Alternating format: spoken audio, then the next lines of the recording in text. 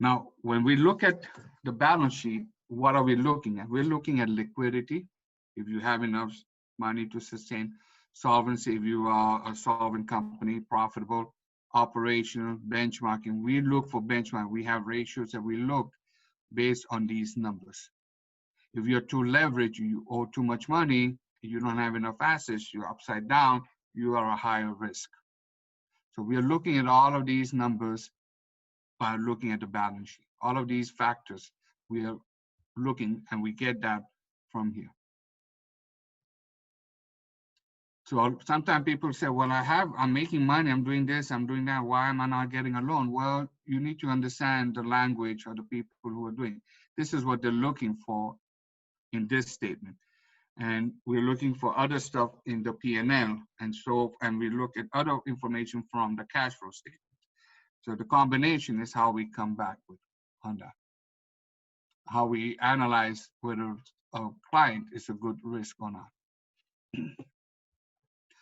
So here's the revenue. Obviously, we saw he made 2,860. Well, the retained earning before October 1 was 0. New income was $2,800. He took a $500 dividend. That means he just took $500 from the business, put it in his pocket, or made a check to himself, and he said, "I'm done. I need to pay, my groceries or whatever." So he took $500. In reality, your retained earning is $2,360. So sometimes people say, well, I take the money from a business in any form all the time. Well, it's taking away from your net income one way or the other, and it's affecting not your net income, but it's affecting your retained earnings. Now, if you take too much money, if I have taken $3,000 out, this number would have been negative. Okay? And and the moment it starts getting negative and higher, you're draining the company, because this is how you drain the company. You're taking money out of it, even though the company made money. And this is how it looks, more or less, a true balance sheet.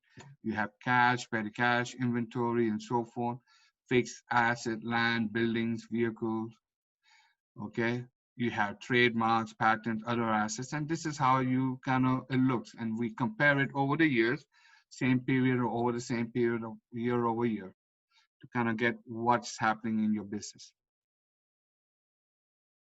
Okay, liabilities, again, you have, this is what I owe, this is the credit costs, sales tax payable, payroll liabilities, and long-term loans, mortgage payable, all of this becomes.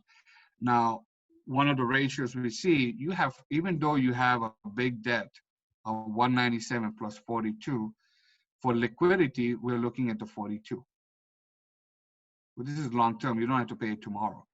You're looking at 42. This is what tells me liquidity, and I compare that to this. And, so this is how we start looking at numbers, 42 compared to 48. Well, you're right around the same. You can hold on if something happened, okay? So that's how we start analyzing, and we have ratios to look at it, okay? Now, obviously, you have some equity in here. You put some money into but as you can see, dividends paid or owner's draw, he's been taking $5,000, which is fine. But as you can see, it's a negative number. He's taking money away.